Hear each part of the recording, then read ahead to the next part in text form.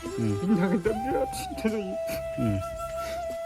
मा खालामनो आं बेखौ मा होनना फोरमायबावनो खर'आनो थिं लाना सोलिनो हाला फाग्ला इदि जानो नागिरो साननानै बेफोरबायदि माने टेनसनाव दं आरो दा खुलुमबाय लोगोफोर सानसेनि उनाव सानसे मानसि गोमानाय भिडिअ आं बानायबाय थानो गोनां जादों दाखालि मोनसे बानायदोंमोन खोदोमथलि एरियानि बेखौ मोनफिनबाय दिनै आरोबाव नैबे चिरां डिस्ट्रिक्टनि रौमारि एरिया खाग्राबारि गामिनि सासे हाबा जाखानाय आइजो जायनि मुङा जादों रंजालि गयारि दा बिथांमोननि न'खरावनो आं दंफैयो दा बे रंजालि गयारि होननायाबो न'खरनिफ्राय गोमानानै दङ दा माबायदि गोमादों मा जादों बेखौ आं नोंथांमोननो डिटेल्सैहाय नैबे न'खरनि सुबुंफोरनिफ्रायनो लानानै नोंथांमोननो खिन्थागासिनो दं बेनि सिगांनो आं नोंथांमोनखौ खावलायगोन जे नोंथांमोना जुदि नैबे स्क्रिनाव होनाय बे महरखौ पिक्सारखौ नायनानै जुदि बहाबा बेबायदि सिनायनाय मानसिखौ नुयोब्ला अन्नानै थाबैनो एबा इमिडियेटलि नैबे स्क्रिनाव नुनाय कन्टेक्ट नाम्बारावहाय कन्टेक्ट खालामनानै खिन्थाहर जाहाथे न'खरनिफ्राय थाबैनो जगाजग खालामनानै बेबस्था खालामनानै लाबोफिननो हानाय बायदि दा नैबे न'खरनि मानसिफोरहा मा फोरमायनांगौ दं मा दुखु दं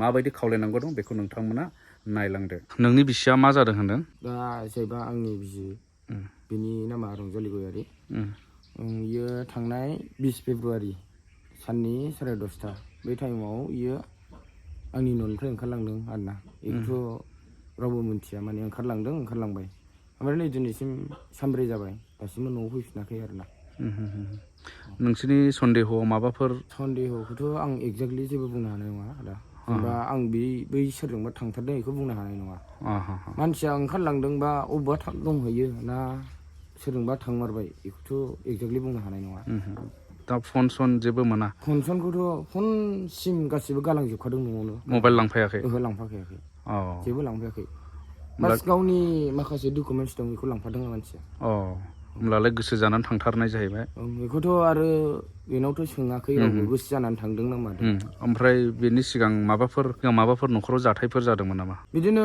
आं बेखौ एसे बांद्राय हर गेजेरफ्राव वेटिं मोनबाय थानायनि आं सोंहरखादोंमोन बेखौ बांद्राय सोंहरनायावबो बियो आंजों एसेबो मोजां रायज्लायहरखायाखै आरो ना गावनि मोजां डिटेल्सखौथ' गाव खोन्थानानै लाखायाखिसै ओमफ्राय आं बेयाव सन्देह साननानै एसे बुंदोंमोनखि एसे बुजायलायनोसै मानोसै ज' जानानै नैबे बुजायनो फैनायनि सिगांनो इयो आरो थांबाय बेलेगाव हाबा जानानै खय बोसोर बायदि जाखोमोन हाबा जानानैथ' फुरा रानिं बोसोरब्रै रानिंआव जागासिनो आरो ओमफ्राय गथ' गथायथ' गैया आरो गथ' गथाय गैथ'वामोन आरोना गामियाखौ मा होनो नोंसिना बेयो जोंनि जिल्लाया डिस्ट्रिक्टआ चिरां बङाइगाव खाग्राबारि बयबोथ' गावनि मानसि गोमानाय बेखौथ' बयबो फैजाफिननो लुबैयो अननानै जुदि गावनावबो अननाय दङब्ला फैफिन सोरबाबो नुयोब्लाबो अननानै खबर हरनो हागोन आरो जेरावखि नुवा मानो मानसिखौ जोंनो नांगौ नालाय मानसिखौथ' बयबो मोनजानो लुबैयो गावनि गोसोआ जुदि फैफिननो लुबैयोब्ला बेखौ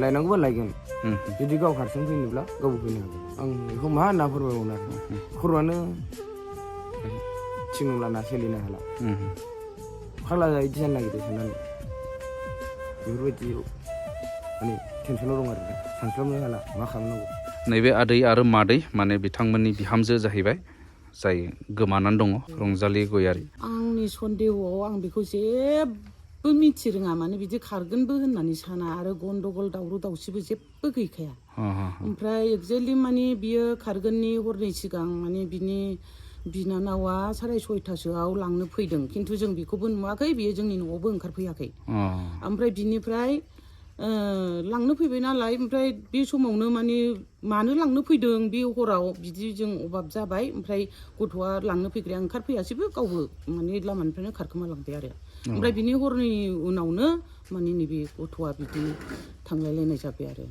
खारगोननि हरसे सिगां बियो जों बोराय बुरै अर सायो नालाय बेयाव जोंहाथ' फेमिलि एकदम स्मल साथामल' बे अर सायनायाव बे गावनो बिलिफांनि ओंखाम संखांनानै अरदाबाव जनानै होनदों आरो आंहा गाबोन मबाइल लायनांगौ आरो मुलिबो लायनांगौ होनबाय बे दिनाव आं अबेहायल' होनदों आरो बेंटल गेटआव होनदों ओमफ्राय सिरिसाय थालायबाय बिनि अखानायै ओमफ्राय बिस्थिबार जाबायना ओमफ्राय बिस्थिबार बिदिनो 9ता जानो फ्राय 8:30निफ्रायनो आं न'आव एसे न'नि बाथौफोरखौ बिदिनो फोसाबबाय जों बिस्थिबाराव बाथौ लगायो नालाय ओमफ्राय बाथौ लगायखांनानै आङो बेखौ आंनि बोराया बारियाव खामानि मावबाय थायो नालाय आं बेनो साहा दैहैनो होननानै ओंखारबाय ओमफ्राय अब्ला बियो एसे मोखाङा देलायनाय ओमफ्राय गस्ला गोदान गानदों आरो गस्ला गोदान गाननायबाथ' जेबो नङा खिन्थु मोखाङा देलायनाय ओमफ्राय बेयावनो नैबे न'नि दरखं मोखांनि बे माबायावनो जिरायनानै दंगासिनो आरो बियो। ओमफ्राय जास्ट आं साहा फुदुंनो हाबबा आं बिनि बिदि देलायनायखौ नुनायखाय आरो बिलिफाङावनो सानसे सिगां बुंखाबाय नालाय बियो आं गाबोन उमुगाव ओरैबायदि थांगोन होननानै। ओमफ्राय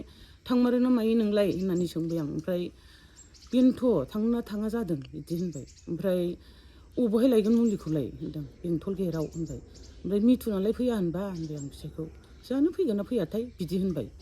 ओमफ्राय बिदि होननानै आङो थांबाबो दायो बेलासियावसो थांसै खोमा होनबाय बियो। ओमफ्राय बिदि होनबाय नालाय साहाया दुंबाय लानानै थांबाय। ओमफ्राय साहाखौ हैबाय आङो। ओमफ्राय बुंबाय आं बोरायनि सिगाङाव थांमारोना मायो रंजालिया जोंहा माथो देलायदोंबो थांनोबो हागौ होनबाय। ओमफ्राय बे होनबाय आरो आंखौ बोराया थांदो नोङो न'आव मामब्रा एसे थाब थांदो होनबाय। ओमफ्राय आं फैबा आङो बै लामा ससेनिफ्राय माने जोंनि सैमाखौ बिराद गाबख्रावनाय खोनाबाय आरो।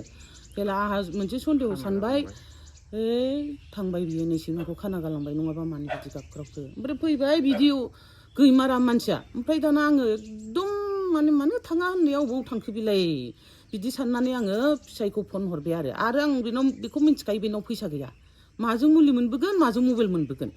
ओमफ्राय फिसाइखौ आङो फ्राय बिदिनो आंनो साननानै 10 मिनिटसो थादों आरो थानानै ओमफ्राय बुंहरबाय आं फिसालाखौ मिथुन नों बेंथल गेटआव सफैबाय होनहरबाय आं। बेथ' बेंथल गेटआव मुलि लायनो होनदों नालाय। ओमफ्राय मानो थांनांगौ आंलाय होनबाय। रंजालिया माथो मुलि लायनोनो मबाइलबो लायोनो ओंखारलांबाय होनबाय। ओमफ्राय बिदिनो माबालायबाय आरो। ओमफ्राय गथ'आ फैनानै न'आव डाइरेक्ट बिदाखौ लानानै गावसिनि खुरमाफोरनाव एसे खबर थबर लालायनाय जाबाय।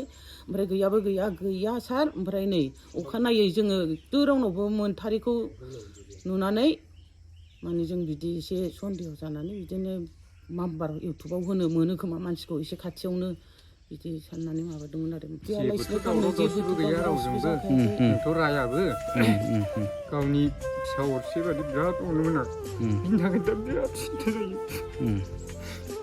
मा खालामनो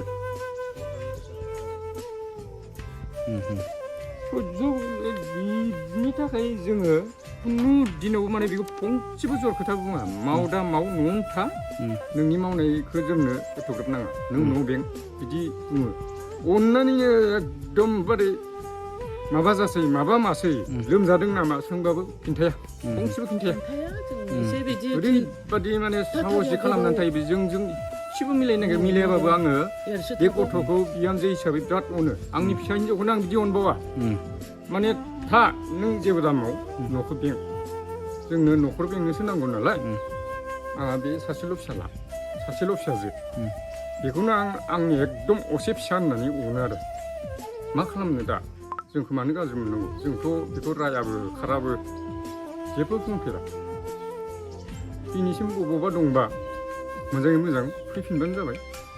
जों बेखिनिखौ खावलायो आरो माथो बुंनो जोंलाय।